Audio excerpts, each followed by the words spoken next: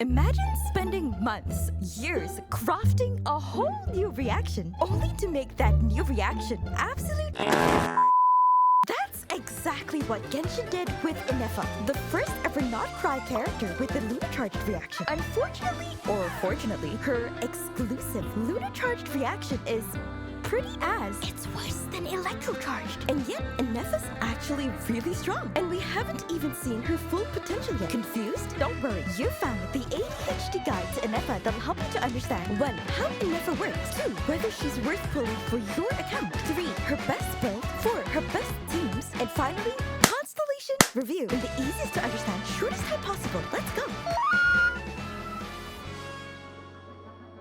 Why did Hoyo give Ineffa such a complicated reaction just to make it as? To understand Ineffa, we must first understand her unique reaction, Lunar Charged. It's basically Electro Charged, but Electro Charged not cry. So long Ineffa and maybe future not cry units exist, Electro Charged will now summon a thundercloud that pew-pews electro damage every 2 seconds. Unlike Electro Charged, it can crit, but here's the complicated part. Its damage is based on EM and crit of all characters who contributed to the Electro Charged reaction. How the heck does it account for every character's stats? Don't bother finding out.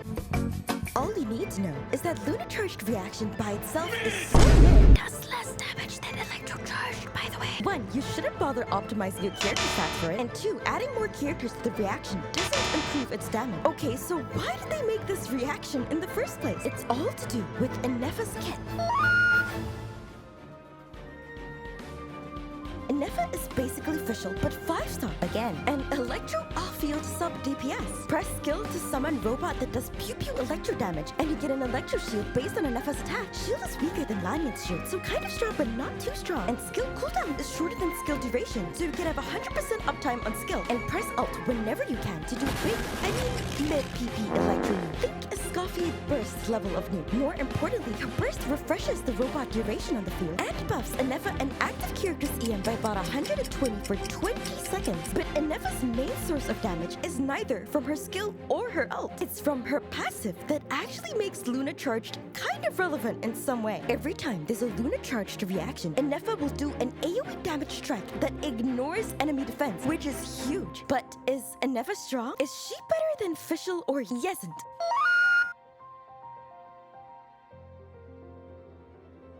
A big issue Ineffa has is that she's from Not Cry. That means 1. There's no Not Cry artifact set that's tailored to her or her Lunar reaction. 2. There's no DPS she's particularly good for. This means her true potential is a complete mystery. Whether an artifact set or a future DPS will skyrocket her value remains to be seen. Since we have no way of knowing legally, we have to evaluate her as she is. While Ineffa can do quite a bit of damage off-field, she's not that much better than her existing competition. Better than Fischl, but not as versatile. So let's evaluate her pro value based on my shitty rubric. As aforementioned, Ineffa is strong. She does a lot of damage. However, she doesn't beat her 4-star competition by a significant enough margin for me to justify investing in a whole new 5-star. This decreases the value of pulling her in terms of strength a lot. So she ranks a 1. Versatility. Ineffa is surprisingly versatile. You'll see when we reach the How Team Ineffa section. But she doesn't just play in Electro Charged teams. She can also be played in Hyper Bloom and even over Vape. So she actually gets a 2 for versatility. F2P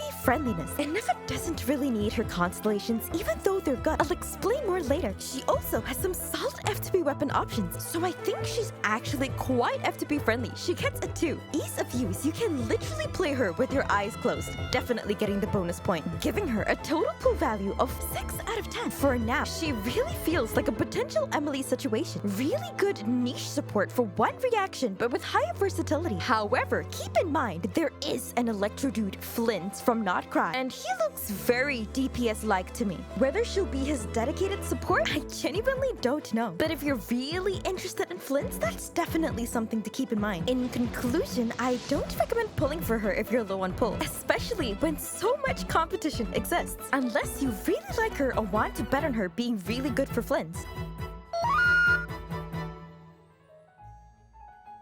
surprisingly, building Ineffa isn't very intuitive. This will affect how you choose your artifacts and weapons. You might think she doesn't need energy recharge because her ult doesn't do that much damage and just refreshes a bot that is 100% uptime anyway, but she actually kind of does because the burst is pretty important for increasing her EM, which directly increases her main source of damage, with the added bonus of increasing your active character's EM. Right, so you'd think she needs to build EM, but you actually want to build attack most of the time and let her burst support her EM stat. It's confusing, but don't worry, here's how you should be building her. For weapons, Ineffa's signature weapon is about a 30% increase over a free-to-play weapon. Quite significant, but not as much as recent signature weapons. And keep in mind, since she's a sub-DPS, the damage differences between weapons don't matter as much. However, there is a line on a signature weapon that worries me a little bit. It buffs Lunar charge reactions by 40%. That doesn't matter now because it sucks, but it could be much more impactful if there's a DPS down the line that specifically relies on Lunar charge reaction damage. Her best FTP weapon in terms of value would surprisingly be Favonius Lance. Though it doesn't directly buff her damage at all, it helps a lot in both her and her team's energy regeneration. If your Fav Lance is being used by another character or you want to opt for a weapon you can craft completely for free instead, Kitane Crossspear is also a great option. Her best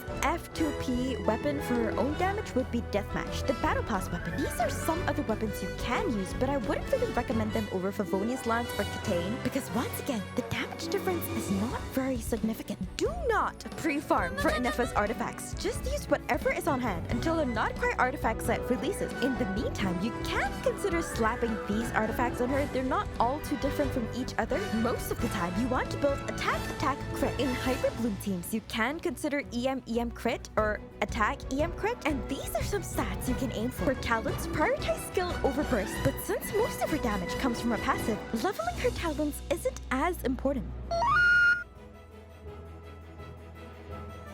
The most important thing you need to remember is that Ineffa needs at least one Hydro character on her team to allow Lunar Charge to trigger. If there's no Lunar Charge, Ineffa loses the biggest source of her damage. Other than that, you can put her into a large variety of teams. Of course, there's Electro Charge teams with one Hydro, Electro, and Enemo units. These are some premium variants of that team. A full FTP variant would look like this. There's Hyper Blue teams where you'll need at least 2 Hydro supports to keep the Lunar Charge reaction up. There's even Over Vape teams where Ineffa will do decent off-field damage while a Pyro Vape DPS goes ham. Also niche, but she works well with Chaska.